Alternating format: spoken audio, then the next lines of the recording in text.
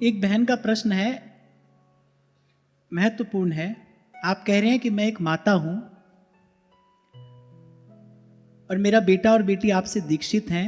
सत्संग की कृपा से उनको कथा में बहुत रुचि है और उनकी अवस्था अभी विवाह के योग्य है, लेकिन उनकी विवाह में कोई रुचि नहीं है। सत्संग में रुचि होगी तो फिर विवाह में रुचि कैसे होगी? तो बड़ी सीधी सी बात है, सत्संग में जिसकी रुचि हो जाएगी उसकी प्रपंच में रुचि कैसी होगी? और अगर उनकी विवाह में रुचि नहीं है तो बड़ी प्रसन्नता की बात है, ये बड़ी कृपा की बात है। अर्थात उनको सत्संग में वास्तविक रुचि है। कभी कभी तो केवल कहने के लिए सत्संग में रुचि होती है, लेकिन उनको सत्संग में वास्तविक रुचि है। सत्संग ने उनको कुछ प्रसाद दिया है, उसी से संसार से उपरति होती है। तो बच्चों का मानना ऐसा है कि अभी तो कोई बंधन नहीं है, जब बंधन अधिक होंगे तो कैसे होगा भजन। अब बच्चे बिल्कुल ठीक कह रहे हैं, और बच्चे नहीं कह रहे, ये तो सत्संग कह रहा है। बच्चों ने सत्संग का ठीक प्रकार से श्रवण किया है, सत्संग रूपी औषधि का सेवन किया है, तो ये परिणाम तो आएगा ही भाई। बच्चों को सही मार्ग दिखाई दे रहा है संतों की कृपा से, लेकिन ये उनका अभी आरंभिक काल है। और माता होने के नाते आप भी ठीक कह रही हैं, क्योंकि आपका जीवन का अनुभव जो है उस दृष्टिकोण से आप देखेंगे तो आप भी ठीक कह रही हैं। तो आप कहती हैं कि मैं उनकी बात समझ सकती हूं, क्योंकि मैं भी सत्संग श्रवण करती हूं। लेकिन बच्चों के पिताजी एवं दूसरे परिवार वाले नहीं जानते ये बात।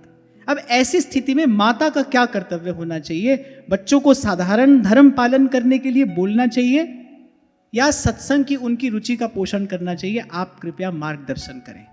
अब भाई आपने मुझसे पूछा है तो मैं तो आपको यही कहूंगा, माता का प्रथम कर्तव्य यही है। और आप तो बड़ी सौभाग्यशाली माता हो कि आपकी संतान की सत्संग में रुचि हो गई है, और आप सौभाग्यशाली भी हो, और आप अपनी संतान का पथ प्रशस्त करने के लिए उनको आशीर्वाद भी दे सकती हो। माता को आशीर्वाद देने का अधिकार है, और मुझे लगता है कि अगर माता ही बालक के लिए शुभ संकल्प कर ले तो प्रकृति को बालक के अनुकूल होना पड़ता है, बालक के कल्याण का पथ प्रशस्त होता है। पिताजी नहीं जानते, घर वाले और दूसरे लोग ये बात नहीं जानते, इसकी चिंता करने की आपको आवश्यकता नहीं है।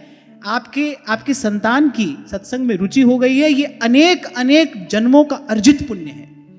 आप उनकी माता हो, ये आपका पुण्य है, आपको ये अवसर मिला है। देखो, ध्यान से सुनना, ये तो थोड़ी देर का सत्य है ना कि कोई किसी की माता है और कोई किसी का संतान है। वास्तविक सत्य तो यही है ना भाई, प्रत्येक जीवात्मा अपनी अपनी यात्रा पर है। कुछ काल के लिए नदी नाव संजोग जैसे होता है, कुछ काल के लिए हम यहाँ इस संसार में अपनी यात्रा पर मिलते हैं, और जैसे ही समय पूरा होता है हम बिछड़ जाते हैं। जैसे श्री गीता जी में भगवान कहते हैं ना कि जो योग भ्रष्ट होते हैं, माने जिनका थोड़ा सा कार्य अपूर्ण रह जाता है, भगवान कहते हैं भाई मैं उनको एक समृद्ध परिवार में जन्म देता हूं, उनके अनुकूल सब व्यवस्था कर देता हूं, उनकी साधना के अनुकूल वातावरण उनको देता हूं, जिससे वो अपना कार्य पूर्ण करके और मेरे धाम तक पहुंच जाते हैं। तो किसी माता पिता को अगर संतान में ऐसी रुचि दिखाई दे, सत्संग में उसकी रुचि हो, वो संसार की ओर न जाना चाहता हो, तो बड़ी कृपा की बात है भाई, बड़े सौभाग्य की बात है। आपको ये सोचना चाहिए कि कोई पुण्यात्मा मेरे घर में मेरी संतान होकर आई है। आप केवल अपने आप को उनकी माता ना समझिए, एक बार इस सत्य का भी विचार करो। आप सब अपनी अपनी यात्रा पर हो, आप उनकी माता हो, ये भी सत्य है, लेकिन ये एक व्यवहारिक सत्य है। पारमार्थिक सत्य ये है, आप भी एक जीवात्मा हो, वो भी एक जीवात्मा है, आपके घर में वो आपकी संतान होकर आई है। मैं तो आपको ये कहूंगा कि उनके इस मार्ग में उनके सहयोगी बनो, उनकी जितनी सेवा सहयोग कर सकते हो आप करो, इससे आपका पथ भी प्रशस्त होगा। कोई भजन करने वाला अगर आपके निकट, आपके वातावरण में है, जिस परिवेश में आप रहते हो, कोई भजन करने वाला अगर वहां है, उसकी सेवा अगर आप कर रहे हो, उसका सहयोग अगर आप कर रहे हो, ये तो भाई भजन का भी भजन है। तो जो थोड़ी बहुत प्रतिकूलता है उसकी ओर आप बिल्कुल ना देखें। और अगर आपके बच्चे ये कहते हैं, उनको इतनी समझ आ गई है कि भाई आज तो कोई बंधन नहीं है, स्वतंत्रता से भजन करते हैं, इतने बंधन के बाद कैसे भजन करेंगे? बात तो उनकी सही है, और मैं तो यही कहता ही हूं भाई, मैं तो कहता ही हूं कि अगर विवाह के बाद सत्संग मिला है,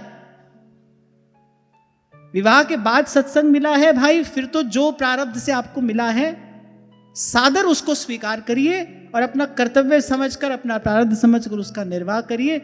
लेकिन अगर पहले ही ये समझ आ गई है पहले ये समझ आ गई है, मन में थोड़ी दृढ़ता है, आपको लगता है इस पथ पर आपको चलना चाहिए, फिर तो भाई मानुष तन वृंदा विपिन रसिकन संग विवि रूप, और बार बार तो बनत नहीं ये संजोग अनूप। और माता पिता से तो ये विशेष करके मेरा आग्रह है, अनुरोध है कि अगर संस्कारी बालक है आपके घर में तो इस बात का भी विचार करना कि भाई वो एक जीवात्मा आपके यहां पर आई है, वो अपनी यात्रा पर है, आप उसका सहयोग नहीं करोगे कोई और करेगा। प्रभु को अपना कार्य कराना है, प्रभु तो करा ही लेंगे, आप नहीं करोगे कोई और उसका सहयोग करेगा। अरे आपके घर में गंगा आई है, आप ही उसमें गोता लगा के कृतार्थ क्यों नहीं हो जाते? आप ही ये यश क्यों नहीं लेते? किसी साधक के सहयोगी क्यों नहीं बनते?